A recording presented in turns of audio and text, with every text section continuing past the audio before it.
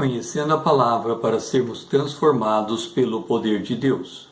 Hoje lendo João, capítulo 10, o versículo 6. Disse Jesus: Fazei o povo assentar-se. Pois havia naquele lugar muita relva. Assentaram-se, pois, os homens em número de quase 5.000. Iniciamos agora o terceiro ano do ministério de Jesus. Este é um ano de oposição pública. Jesus multiplica os pães e os peixes. Os textos se encontram nos 4 evangelhos. Marcos, capítulo 6, do verso 30 a 42, Mateus, capítulo 14, do 13 ao 21, Lucas, capítulo 9, do 10 ao 17 e João, capítulo 6, do 1 ao 14. Uma numerosa multidão seguia Jesus por conta dos sinais de curas presentes em seu ministério. Esta multidão nutria um profundo desejo que Jesus haveria de implantar o reino de Davi. Esta promessa fora dada a Davi em 2 Samuel capítulo 7, o versículo 12.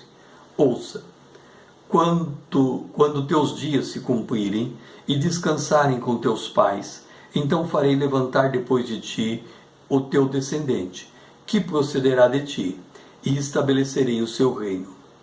Na época de Jesus, o povo de Israel estava sob o jugo romano.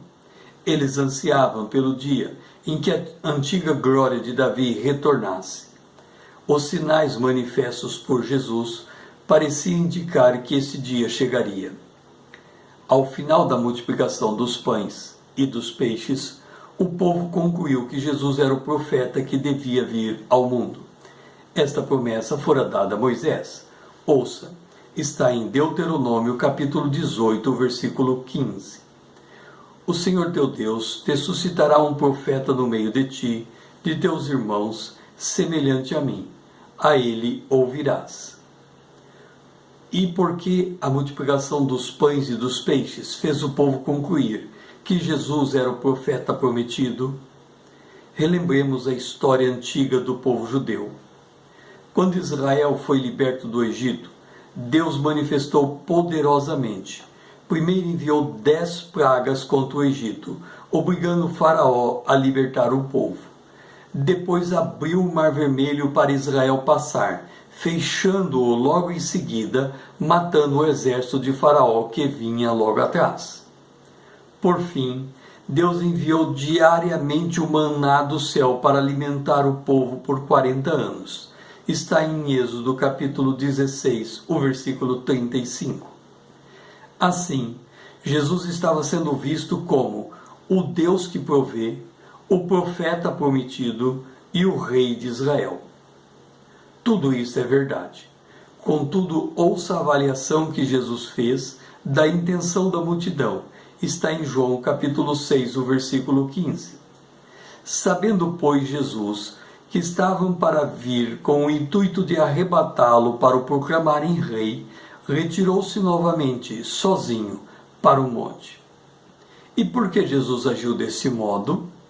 Está em Lucas capítulo 17, o versículo 20. Não vem o reino de Deus com visível aparência.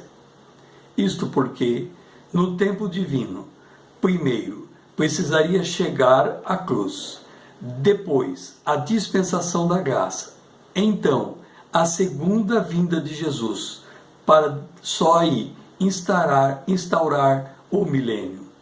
Aquela multidão não tinha noção alguma de como esse processo se daria. O tempo de Deus não é o mesmo da agenda humana. Outra coisa a lembrar diz respeito à tentação.